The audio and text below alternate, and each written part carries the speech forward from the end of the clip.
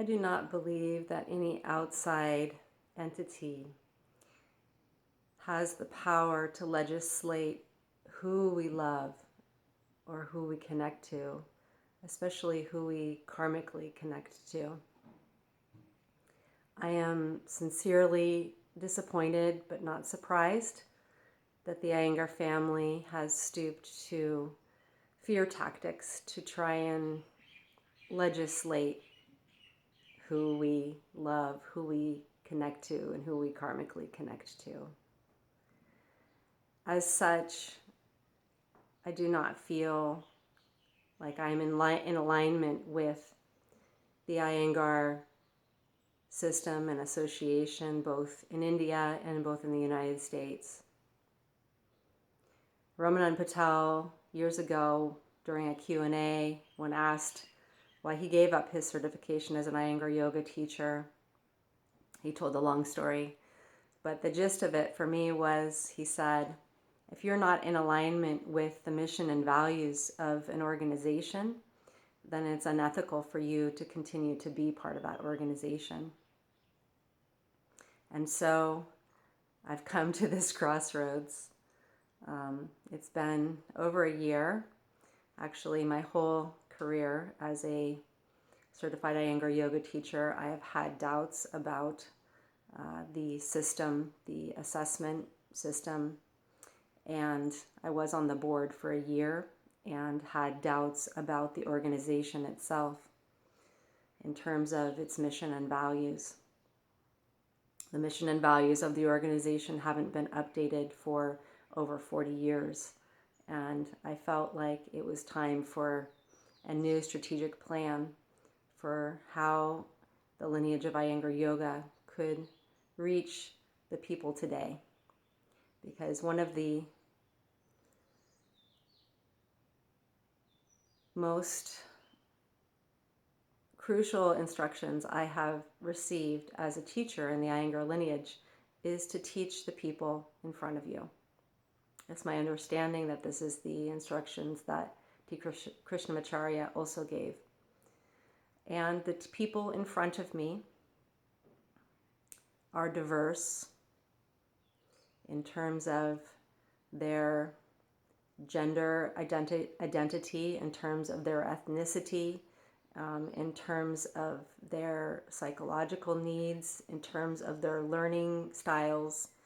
And I do not feel like the Iyengar system currently is addressing this. There are individuals within the system who are absolutely doing amazing job to work with this, but the organization is very backwards and is not really open to these kinds of discussions. The recent edict, which I am talking about from the Iyengar family, which states that any teacher who continues to study or tries to organize events for Manusa Manos, who was recently decertified, that those teachers will also be, their certification will be taken away. And the Iyengar family has the power to do this because they own the trademark of Iyengar yoga.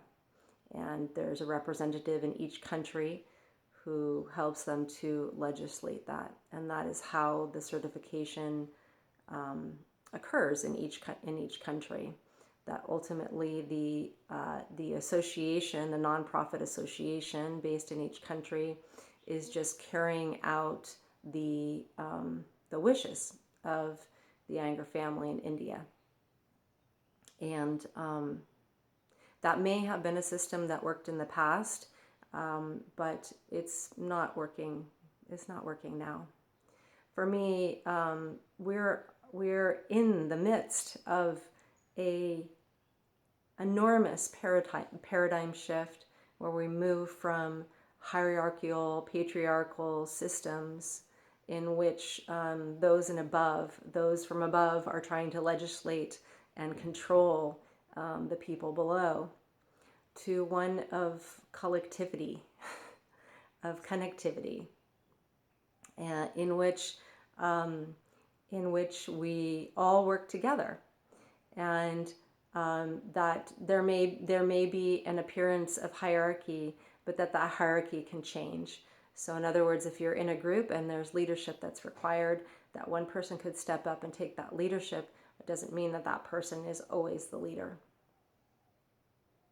And that the most important thing is that we are connected through a shared mission and a shared set of values.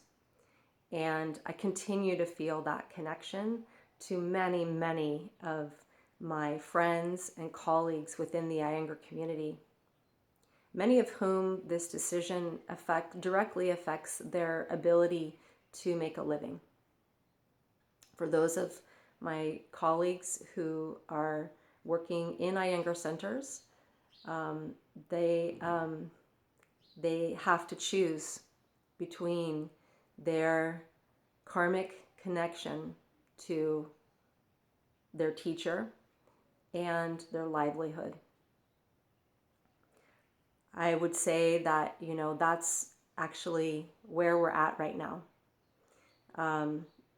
Something that I've also thought about a lot in terms of privilege.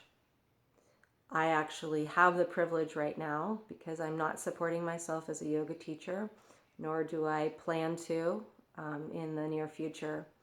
I have the privilege of making this decision. And how does one use one's privilege for the benefit of all? So I'm using my privilege to make this statement because it will not negatively affect my livelihood. I'm sure that I will get negative feedback from people, and I welcome that, as long as it's as the intention behind it is to have a meaningful conversation. If the intention is just to try and shame and create fear and hatred, then I'm not going to engage in that because I don't feel like it's a useful for my time or the other person. Actually, it's extremely harmful for all parties involved. So I will continue. My yoga practice continues to deepen.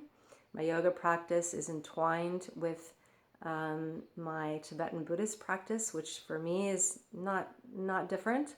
They both have a connection to working with the subtle body and prana and energy, and utilizing this life force that is our birthright as human beings, utilizing this life force to become enlightened for the benefit of all beings, because of this interconnection, this interconnectivity, that it's like the mycelium network. The mushrooms are our gurus now.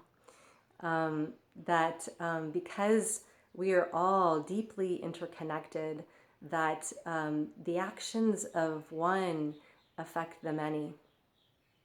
And in fact, our technology in terms of the internet and social media and all of that are actually a demonstration of that, although you can see that those systems can be used for good and evil.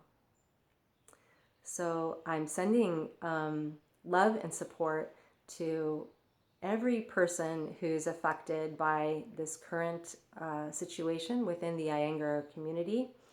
And I want to say that whatever decision that you need to make from your heart and for your ability to make a living, I support you. And I will continue to hold your hand regardless of what happens. So, so much love to everybody, and yes, we will overcome.